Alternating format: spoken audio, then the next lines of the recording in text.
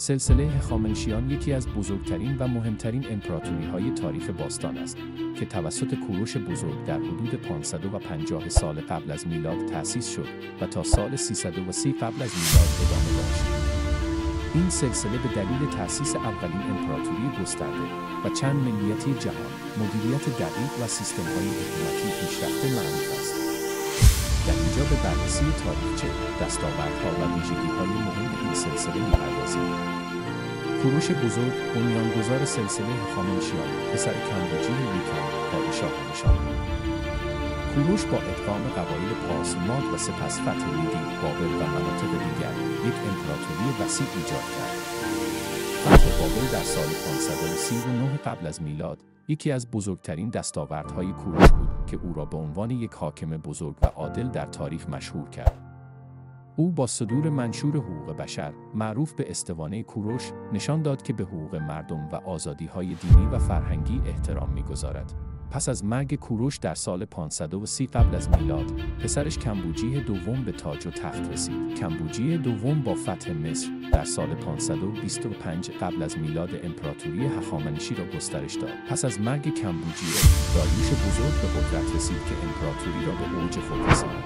داریوش با ایجاد ساتراپی‌ها، استان‌ها و انتصاب ساتراپ‌ها، فرمانداران، سیستم اداری موثری ایجاد کرد. او همچنین راه‌های ارتباطی مهمی مانند جاده شاهی و سیستم پستی را ایجاد کرد. اوج قدرت امپراتوری. داریوش بزرگ اصلاحات اداری و اقتصادی گسترده‌ای انجام داد که باعث تثبیت قدرت امپراتوری شد. او با ساخت شهرهای جدید، کانال‌ها، سیستم‌های آبیاری و راه‌های تجاری، تجارت و اقتصاد را رونق بخشید. داریوش به دلیل توانایی‌های نظامی و دیپلماتیک خود نیز شناخته می‌شود. او در نبردهای متعدد با یونانیان شرکت کرد، از جمله نبرد ماراتون در سال 490 قبل از میلاد که با شکست هخامنشیان به پایان رسید. با این حال، او موفق شد امپراتوری هخامنشی را به یکی از بزرگترین و قدرتمندترین امپراتوری‌های زمان خود تبدیل کند. جانشینان داریوش، از جمله خوشایارشا یکم و اردشیر یکم، با یونانیان درگیر جنگ‌های طولانی شدند که به جنگ‌های یونانی هخامنشی معروف است. این جنگ‌ها تأثیرات زیادی بر امپراتوری هخامنشی داشت و باعث ضعف آن در مقابل قدرت‌های دیگر شد. خوشایارشا با ارتشی عظیم به یونان حمله کرد و موفق به فتح آتن شد،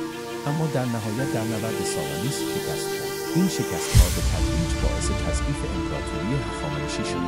هخامنشیان به دلیل حمایت از هنر و فرهنگ، تأثیرات عمیقی در تاریخ ایران و جهان داشتند. معماری هخامنشی با استفاده از ستون‌های بلند، سرستون‌های زیبای گاو و شیر و نقش برجسته‌های دقیق به اوج شکوه خود رسید. کاخ‌های پرسپولیس و شوش نمونه‌های برجسته‌ای از این معماری هستند که عظمت و ثروت امپراتوری را نشان می‌دهند. هنر هخامنشی نیز شامل حکاکی‌ها، نقش برجسته‌ها و جواهرات با ظرافت بالا. شیان به آزادی دینی معروف بودند و به تمام ادیان موجود در امپراتوری احترام می‌گذاشتند. آنها به طور خاص از زرتشتیگری، دین رایج در میان پارسیان، حمایت می‌کردند. زبان رسمی امپراتوری هخامنشی زبان فارسی باستان بود که در کتیبه‌ها و اسناد رسمی مورد استفاده قرار می‌گرفت.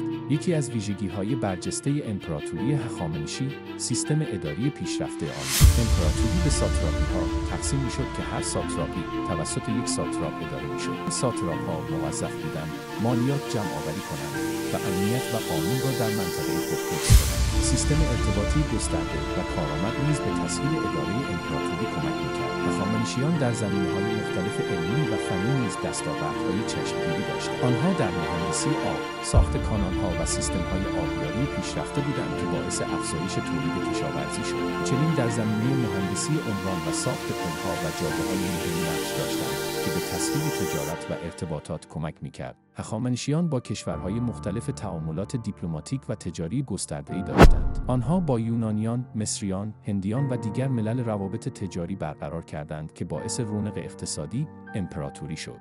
هخامنشیان همچنین از طریق جاده ابریشم به تجارت با چین و آسیای مرکزی پرداختند. امپراتوری هخامنشی در دوران داریوش سوم با چالش‌های زیادی مواجه شد. حمله اسکندر مقدونی به ایران در سال 334 قبل از میلاد و پیروزی‌های پیاپی او در نبردهای گرانیدوس، ایسوس و گاروگاملن باعث سقوط امپراتوری هخامنشی شد. اسکندر پس از فتح پرسپولیس، پایتخت هخامنشیان، به تدریج کنترل کل امپراتوری را به دست گرفت و به حکومت هخامنشیان پایان داد. سلسله هخامنشیان میراث عظیمی در تاریخ ایران و جهان به جا گذاشت.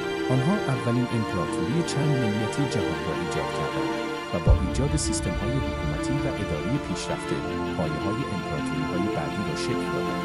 هنر و معماری هخامنشی نیز تأثیرات عمیقی بر هنرهای بعدی ایران و جهان داشت. هخامنشیان با احترام به فرهنگ‌ها و ادیان مختلف، الگویی برای حکومت‌های آینده ایجاد کردند.